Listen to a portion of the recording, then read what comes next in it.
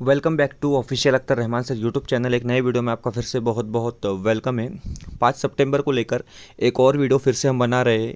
कुछ लोगों की प्रॉब्लम से कन्फ्यूजन उसको दूर करने के लिए। इसके पहले हमने ऑलरेडी 2 से 3 वीडियो जो है इस टॉपिक में अपलोड कर चुके हैं। हम एक कुछ चीज़ें हम आपको इसमें बताने वाले हैं कि मसला ये आ रहा है कि आपको फॉर्म भरने में दिक्कत हो रही है। साथ ही साथ आपको बताया जा रहा है कि जिला परिषद में आप जब जा रहे हो तो आपको फॉर्म जो है ऑनलाइन भरना है, या तरह तरह की चीज़ें जो है वो बताई जा रही है। वो तमाम चीज़ें जो है हम इसमें स्पष्टीकरण देने वाले हैं, हम तमाम चीज़ों का। आप हमारे साथ बने रहिए। वीडियो में हम आगे बढ़ते हैं। आगे बढ़ने से पहले अगर आप हमारे चैनल पर नए हो तो प्लीज़ चैनल को सब्सक्राइब कीजिए, साथ ही साथ बेल नोटिफिकेशन को ऑन कीजिए ताकि आपको आने वाले वीडियो से नोटिफिकेशन जो है वो आसानी से मिल पाए। तो सबसे पहले आप देखेंगे शासन निर्णय में क्या लिखा था। अब थोड़ा टाइम लगेगा, इसको समझ लेना अपने ज़रूरी आहे की शासन निर्णय में क्या लिखा था की स्थानिक स्वराज्य संस्थेच्या 20 व 20 पेक्षा कमी पटसंख्या असलेल्या शाळांमध्ये मंजूर करण्यात आलेल्या 2 शिक्षकापैकी एक सेवानिवृत्त शिक्षक किंवा डीएड धारक अर्हताधारक बेरोजगार शिक्षकाची नियुक्ती करण्यात यावी। याबाबतचे सर्वसाधारण तरतूद पुढील प्रमाणे विहित करण्यात येत आहे। तो देखिए इसको समझ ले आप सबसे पहले कि यहाँ पर क्या बताया जा रहा है कि जहाँ पर 2 टीचरों के पद मंजूर होते हैं या जहाँ पर 2 टीचर होंगे तो वहाँ पर एक टीचर जो है, एक तो रिटायर्ड टीचर लेना है या तो फिर डीएड बीएड धारक को लेना है। इस तरीके से यहाँ पर ये साफ साफ इस शासन निर्णय में बता रही है। शासन निर्णय 5 सितंबर को निकाला गया था और इसमें कोई कंडीशन नहीं रखी गई, सिर्फ डीएड या बीएड ये 2 ही चीज़ें, इसके अलावा कोई कंडीशन इसमें नहीं रखी गई। ना यहाँ पर वय की मर्यादा है, मतलब ना एज लिमिट बताई गई है, ना साथ में टीएटी सीटेट या टीएटी स्कैम वाला कोई मैटर यहाँ पर बताया नहीं गया है। हम शासन निर्णय में आपको पूरी जानकारी जो है आहिस्ता आहिस्ता आगे देते हैं। एक एक चीज़ को आप ध्यान से सुनिए। उसके बाद बताया जा रहा है कि सेवानिवृत्त शिक्षक, तो रिटायर्ड टीचर के बारे में कुछ यहाँ पर बातें बताई गई है। तो रिटायर्ड टीचर को हम छोड़ देते हैं, थोड़ा वीडियो बड़ा हो जाएगा। हम डायरेक्ट बीएड डीएड धारक की तरफ आते हैं। तो देखिए बीएड और डीएड धारक को किस तरीके से हिदायतें दी गई है। तो सबसे पहले आप यहाँ पर देखेंगे, अगर आपका डीएड है, आपका बीएड है, तो आपके लिए आप किस तरीके से इसके लिए एलिजिबल रहेंगे, ये चीज़ें हम यहाँ पर जान लेंगे। और उसके बाद फॉर्म किस तरीके से भरना है, ऑनलाइन या ऑफलाइन, वो चीज़ें भी हम आपको वीडियो में आगे बताएंगे। कि यहाँ पर बताया जा रहा है कि सदर नियुक्तीसाठी शासन नियमानुसार किमान व कमाल वय मर्यादा लागू राहील। देखिए अब यहाँ पर क्या बताया जा रहा है कि शासन निर्णय अनुसार किमाल व कमाल वय मर्यादा लागू रहेल। तो देखिए शासन निर्णय के हिसाब से जो एज होती है उस हिसाब से आपको एज के अंदर बैठना है। अब शासन निर्णय के हिसाब से आपकी एज कौन सी, आपकी कैटेगरी कौन सी, आपकी एज कितनी है, वो तमाम चीज़ों का जिक्र यहाँ पर बताया जा रहा है। वो तमाम चीज़ों को आपको यहाँ पर देखना है। हमने इसके पहले एक वीडियो बताया था तो उसमें बताया जा रहा था कि एज नहीं है, तो एज इन्होंने नहीं बताई, मैं भी आपको बता रहा हूँ। लेकिन यहाँ पर आठ क्या दे रहा है कि शासन निर्णयानुसार किमाल व कमाल वय मर्यादा लागू राहील। तो मतलब जिस तरीके से महाराष्ट्र गवर्नमेंट का रूल है उस तरीके से आपको यहाँ पर जो है एज फैक्टर एक रहता है। मतलब आपको पता है कि आप ओपन कैटेगरी के, आप एसटी कैटेगरी के, ओबीसी कैटेगरी के, जो भी कैटेगरी के आप है, तो आपकी एज कहाँ तक है उस हिसाब से आप इसके लिए एलिजिबल रहने वाले हैं। दूसरा पॉइंट है की डीएड बीएड अर्हताधारक बेरोजगार उमेदवारांना करार पद्धतीने कंत्राटी तत्वावर नियुक्ती देण्यात आल्यामुळे संबंधितास शासनाच्या कोणतेही सर्वांगास सेवा समावेशनाचे सामावून घेण्याचे व नियमित सेवेचे इतर कोणतेही लाभ मिळण्याचे अधिकार हक्क नसेल। तो देखिए आपको परमानेंट करने की कोई गारंटी नहीं है। दूसरी बात इसमें बताया जा रहा है कि अगर आपको हम ले भी लेते हैं जॉब पर और आप कंट्राटी बेस पर लग भी जाते हो तो लेकिन आप नियमित होने का कोई चांस आपका नहीं है, या तो आप किसी तरीके का इसके लिए अधिकार भी नहीं रखते हो। दूसरे पॉइंट यहाँ पर ये बताया जा रहा है।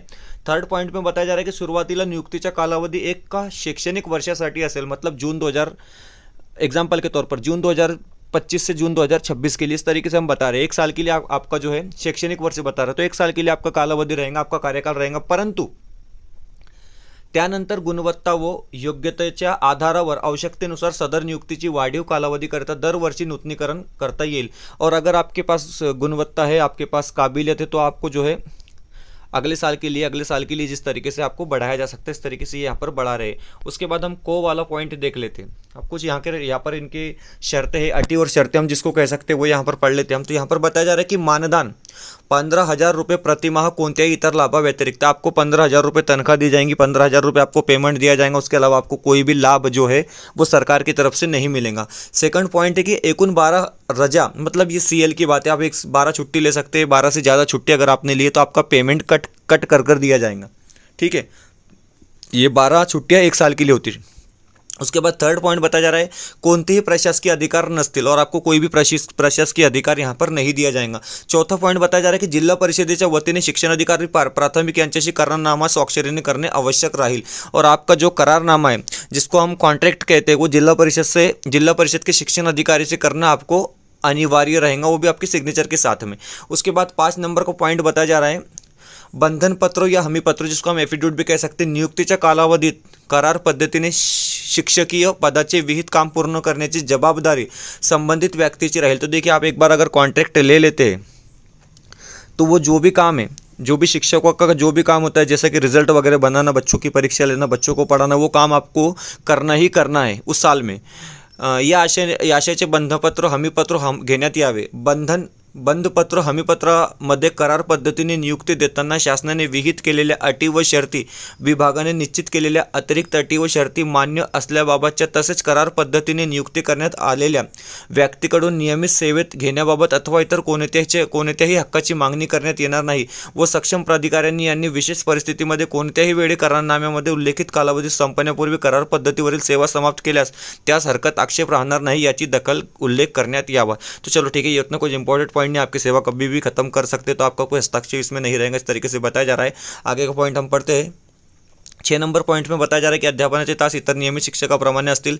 आपको जो रेगुलर टीचर होता है उसी तरीके से आपको पीरियड वगैरह लेना है, उसी तरीके से आपको कामकाज करना है। 7 नंबर के पॉइंट में बताया जा रहा है कि प्रत्येक जिल्ह्यासाठी संबंधित शिक्षण अधिकारी, प्राथमिक व मुख्य कार्यकारी अधिकारी, जिल्हा परिषद यांनी पात्र व इच्छुक उम्मीदवारांमधून आवेदन पत्र मांगून नियुक्ति आदेश द्यावेत। अब देखिए फॉर्म भरने की जो बात आ रही है, ऑनलाइन भरना है या ऑफलाइन भरना है, तो वो शासन निर्णय में यहाँ पर मेंशन किया गया है कि जिला परिषद के प्राथमिक शिक्षण का अधिकारी वो मुख्य कार्यकारी अधिकारी, मतलब आपके डिस्ट्रिक्ट के कलेक्टर, इन्होंने जो है आवेदन पत्र बुला लेना है। किनसे?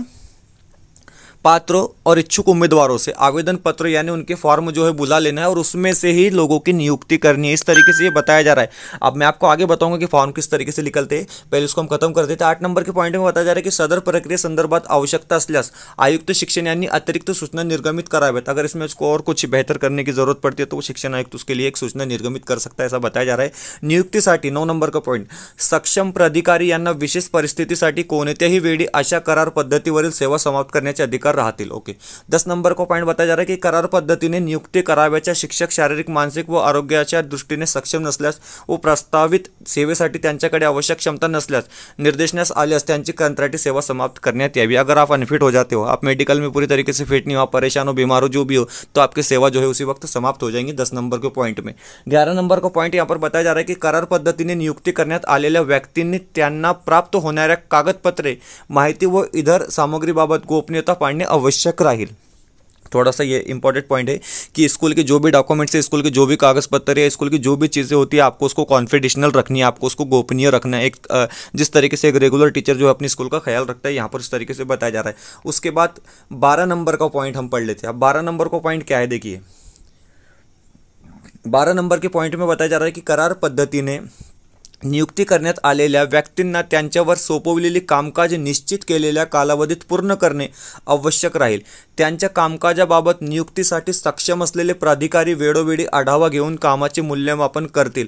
सदर मूल्यमापनात कंत्राटी शिक्षकाचे काम समाधानकारक नसल्याचे निर्देशनास असल्यास त्याची कंत्राटी तत्वावरील सेवा समाप्त करण्यात येईल। तो देखिए जिस तरीके से एक रेगुलर स्कूल में जिस तरीके से अधिकारी लोग आते हैं, साहब लोग आते हैं और वो चेकिंग करते हैं, और अगर आपका काम उस वक्त असमाधानकारक उनको लगता है तो आपकी सेवा वहाँ पर ही समाप्त हो जाएंगी। 13 नंबर, शाळेची पटसंख्या 20पेक्षा जास्त झाल्यास कंत्राटी तत्वावर नियुक्ती करण्यात आलेल्या सेवानिवृत्त शिक्षक व डीएड बीएड अर्हताधारक कंत्राटी शिक्षकाची सेवा नियमित शिक्षकाची नियुक्ती होईपर्यंत सुरू राहील। अगर देखिए एक और एडवांटेज है आपको यहाँ पर, नियमित शिक्षकाची नियुक्ती झाल्यानंतरच कंत्राटी शिक्षकाची सेवा संपुष्टात येईल। देखिए अगर उस स्कूल में 20 और 20 से कम पटसंख्या है और पटसंख्या इन फ्यूचर बढ़ भी जाती है तो तब तक आपको वहाँ पर सेवा में रखा जाएगा जब तक वहाँ पर नए शिक्षक की नियुक्ति नहीं हो जाती है। तो एक एडवांटेज है, क्योंकि शासन क्या करती है, शासन नियुक्ति करती ही नहीं है। शासन का एक फंडा है कि शासन जो है कहीं पर जो वैकेंसी खाली है, कहीं पर जगह खाली है, तो 6-6 साल जो है वहाँ पर जगह शासन जो है वो नियुक्त करती नहीं टीचरों को, आपको पता है। तो यहाँ पर आपको एक बेनिफिट मिल रहा है। 14 नंबर का पॉइंट बताया जा रहा है कि करार पद्धतीने नियुक्ती करण्यात आलेली व्यक्ती सोपवलेली सेवा पार पाडण्याच्या कामात वक्तव्य निर्माण होईल अशा कोणत्याही व्यावसायिक कामात गुंतलेले नसावे। तो देखिए आपको इसके अलावा कोई दूसरा काम नहीं करना है, वो बताया जा रहा है कि आप जो है इससे बच्चों के एजुकेशन में फरक पड़ेगा। करार पद्धतीने नियुक्ती करण्यात आलेल्या व्यक्तींना गुंतलेले हित संबंध जाहीर करणे आवश्यक राहील। उसके बाद हम 16 नंबर का पॉइंट थोड़ा यहाँ पर देख लेते हैं।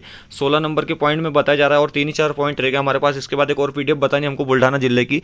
20 व 20पेक्षा कमी पटसंख्या जिल्हा परिषद शाळांमध्ये कार्यरत 2 नियमित शिक्षक शिक्षकापैकी एका शिक्षकाची प्राथम्याने जास्त पटसंख्या असलेल्या शाळेत समुपदेशनासाठी बदली करण्यात यावी।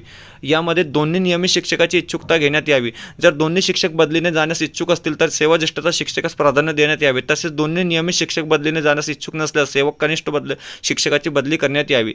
तथापि कंत्राटी शिक्षक मिळेपर्यंत नियमित शिक्षकाची बदली करण्यात येऊ नये। अब एक और पॉइंट यहाँ पर है, वो रेगुलर टीचर्स के लिए कि उनसे पूछा जाएगा कि आपको बदली लेनी है नहीं लेनी है, और उसमें से जो जाना चाहता है उसको छोड़ देंगे और जो नहीं जाना चाहता है उसको रख लेंगे, और वहाँ पर एक कंत्राटी शिक्षक को भर दिया जाएगा। इस तरीके से बताया जा रहा है। लेकिन कंत्राटी शिक्षक जो है वो तब तक नहीं लगेंगे जब तक 2 शिक्षक वहाँ पर रहेंगे। उसके बाद हम आगे देखते हैं 17 नंबर का पॉइंट, कंत्राटी तत्वावर नियुक्ती झालेल्या अशा शिक्षकावर लगतचे नियंत्रण केंद्र प्रमुखाचे असेल। वो केंद्र प्रमुख का आपके ऊपर नियंत्रण रहेगा। ठीक है। 18 नंबर का पॉइंट, शासनपत्र 7/7/2023 व शासनपत्र 15/7/2024 अनुसार दिलेल्या मार्गदर्शक सूचना यापुढे 20पेक्षा जास्त पटसंख्या शाळांना लागू राहतील।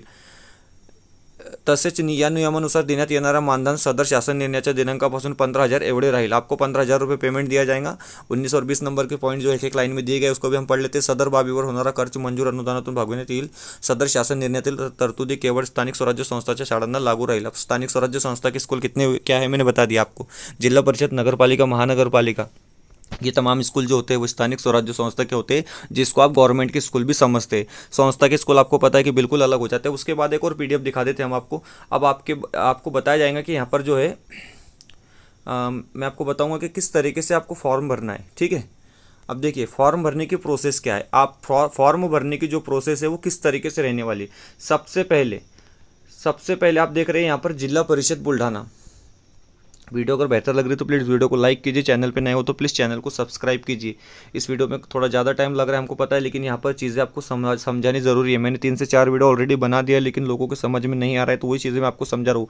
ये भर्ती जो है वो 6 से 10 हज़ार वाली भर्ती नहीं है। एक बात याद रखेंगे आप, ये मुख्यमंत्री प्रशिक्षण योजना नहीं है जहाँ पर 6 महीने के लिए टीचरों को नियुक्त किया गया है। यहाँ पर 1 साल के लिए नियुक्ति हो रही है, और यहाँ का मानधन भी 15,000 रुपये। वहाँ का मानधन 6 से 10 हज़ार था, और वो सिर्फ 6 महीने के लिए था, और उसको ऑनलाइन और ऑफलाइन दोनों तरीके से आपको रजिस्ट्रेशन करना था। ये बात आप ध्यान रखेंगे। तो ठीक है, हम आगे बढ़ते हैं और देखेंगे। आप यहाँ पर बुल्ढाना शिक्षण अधिकारी प्राथमिक इनकी तरफ से पत्र निकाला गया है। तो अब यहाँ पर एक बात आप समझिए, आप जिस भी जिले के, मैं आपको यही बता रहा हूँ कि आपको फॉर्म कैसा भरना है, आपको पता कहाँ से चलेगा। आप जिस जिले के, मैं बात कर रहा हूँ धुलिया जिला, जलगांव जिला, नासिक जिला, अकोला जिला, अमरावती जिला, नागपुर जिला, कोल्हापुर, सोलापुर, जहो जितने भी जिले, बुल्ढाना जिला, तो वहाँ के शिक्षण अधिकारी प्राथमिक जो है एक पत्र निकालेंगे अपने ऑफिस से। सबसे पहले बात याद रखें आप, वहाँ के जो शिक्षण अधिकारी प्राथमिक है वो अपने ऑफिस से एक पत्र निकालेंगे। वो पत्र भेजेंगे गट शिक्षण अधिकारी पंचायत समिति जिला परिषद बुल्ढाना सर। वो इस तरीके से वो अपना पत्र भेजेंगे। इसकी प्रोसेस इस तरीके से है, आपने ऑनलाइन जाके कहीं पर रजिस्ट्रेशन करना है ऐसा इसमें बिल्कुल बताया नहीं गया है। इस तरीके से एक पत्र भेजा जाएगा। मैं फॉर्मेट भी आपको नीचे दिखाने वाला हूँ कि किस तरीके से आपको आवेदन करना है। ठीक है। और वहां पर विषय में लिखा जाएगा, स्थानिक स्वराज्य संस्थेच्या 20 व 20पेक्षा कमी पटसंख्या असलेल्या शाळेत सेवानिवृत्त शिक्षक, डीएड बीएड अर्हता धारक उम्मीदवार निव्वळ कंत्राटी तत्वावर नियुक्त करने बाबत। तो यहाँ पर विषय में वो लिखेंगे हमको डीएड बीएड शिक्षकों को नियुक्त करना है जहाँ पर 20 और 20 से कम पटसंख्या स्थानिक स्वराज्य संस्था की स्कूल की। और नीचे एक संदर्भ दिया जाएगा जिसमें शालेय वो शिक्षण क्रीड़ा विभाग शासन निर्णय का जो भी हवाला यहाँ पर दिया जाएगा 5 सितंबर का। इस तरीके से एक पत्र निकाला जाएगा शिक्षण अधिकारी प्राथमिक की तरफ से हर डिस्ट्रिक्ट में। आप समझ लो कि आपको जो भी है इसकी इंक्वायरी अगर लेनी है कि आपके यहाँ पर पत्र निकला है या नहीं निकला है। हमारे स्टूडेंट्स के पास, हमारे बच्चों के पास अभी तक ये लेटर जो है बुल्ढाना छोड़कर कहीं पर भी हासिल नहीं हुआ। एक बात आप याद रखेंगे। तो आपको जो है इस तरीके से वो पत्र निकला है या नहीं निकला है वो आपको जान लेना बहुत बहुत ज़रूरी है। उसकी माहिती आपके पास होना बहुत ज़रूरी है, क्योंकि उसी के नीचे पीडीएफ में फॉर्म दिया है। वो फॉर्म को आपको प्रिंट कराना है और वही फॉर्म आपको भरकर शिक्षण अधिकारी या कलेक्टर के पास जमा कराना है। मैं आगे आपको बताता हूँ किस तरीके से। तो देखिए यहाँ पर जो टाइमिंग वगैरह दिया है तो ये बुल्ढाने की बात हो जाती है। इस पर हमने ऑलरेडी वीडियो बना दी है। ओके, तो इसको बताना कुछ इतना ज़रूरी नहीं है। ये बुल्ढाना की बात हो जाती है। बुल्ढाना में जो इसकी लास्ट डेट बताई गई थी 18 तारीख। ठीक है, 18 तारीख आई थिंक कल है। उसके बाद देखेंगे आप, तो देखिए यहाँ पर सिग्नेचर भी आप देख लेंगे, जिला परिषद बुल्ढाना शिक्षण अधिकारी प्राथमिक, इनकी सिग्नेचर। अब उसके नीचे किस तरीके से अटैच होकर आपको एक फॉर्म मिलेगा।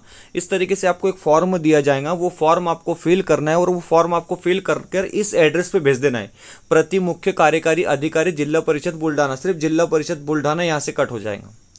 आपको सिर्फ बाकी चीज़ें सेम रहेंगी। अब सब समझो कि सपोज अकोला का है तो यहाँ पर आपको अकोला लिख देना है। अगर नागपुर का है तो बुल्ढाना की जगह नागपुर लिख देना। अगर अमरावती का है तो अमरावती, नासिक, कोल्हापुर, सोलापुर, जहाँ का भी है वहाँ पर आपको उस औरंगाबाद का है तो औरंगाबाद लिख देना है, मतलब वो तो ऑलरेडी लिखा ही आएगा प्रिंट पर। मैं आपको बता रहा हूँ कि सिर्फ बुल्ढाना यहाँ पर कट कर देना, बाकी तमाम 36 जिलों के लिए सेम लेटर निकाला जाएगा। इस तरीके से आपने याद रखना है और ये फॉर्म भर देना है। ये फॉर्म आपको किस तरीके से भरना है कि देखिए, आपको यहाँ पर फॉर्म में कुछ भी नहीं है, सिंपल सिंपल सी चीज़ें, आपका नाम, आपकी उम्र, आपका एड्रेस, आपकी डेट ऑफ बर्थ, आपकी शैक्षणिक अर्हता, आप कब पास हुए, आपकी व्यावसायिक अर्हता, आप कब पास हुए, और आपको जो चाहिए पाहिजे असलेली पंचायत समिति, आपको कौन सी स्कूल चाहिए, आपको कौन सी पंचायत समिति के स्कूल में काम करना है, जैसा सपोज आप जिस शहर के, जिस गांव के, वो तमाम चीज़ें आपको यहाँ पर देनी और अर्जीदार का सिग्नेचर करके इसको इन्वॉल्व में डालकर आपको भेज देना है, जो भी जिसको भी एड्रेस में वहाँ पर भेजना है उस तरीके से। तो इस तरीके से ये फॉर्म भरने की प्रक्रिया है।